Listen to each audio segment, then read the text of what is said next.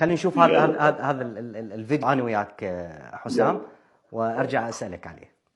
هاي المناسبة اللي يسموه أنصارك بوزيركم صالح محمد العراقي، بالمناسبة من هو صالح محمد العراقي سماحة السيد؟ البعض يقول جنابك متنكر بهذا الاسم. لا مو بالضبط، هي صفحتي زين بالبداية.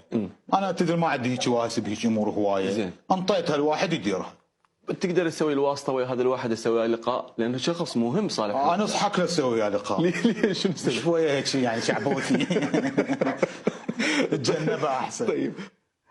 طيب حسام، هذا الحوار الذي لا ينسى، زين ترند للأمانة. أنا ماذا أسألك على اللي دار بالسؤال والحوار وما إلى ذلك.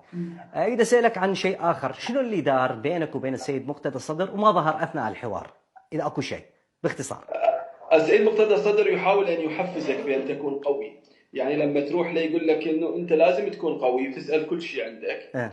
أنا ما أقبل للمذيع أو المقدم إنه يكون ضعيف أو متلكئ. اسأل ما شئت، يعني هو قال لي اسأل ما شئت، ومن انتهى اللقاء لم يستقطع من اللقاء ثانية واحدة. حلو. يعني لم يطلب مني أبدا، قال لي اسأل ما شئت، وبالفواصل كان هو يرطب الجو وياي ويقول لي صير سبع احكي اكثر اقوى يعني. طيب. فهو يعني الرجل هو مقدام، يعني يحاول ان يحفزك بهذا الاتجاه. كلش حلو.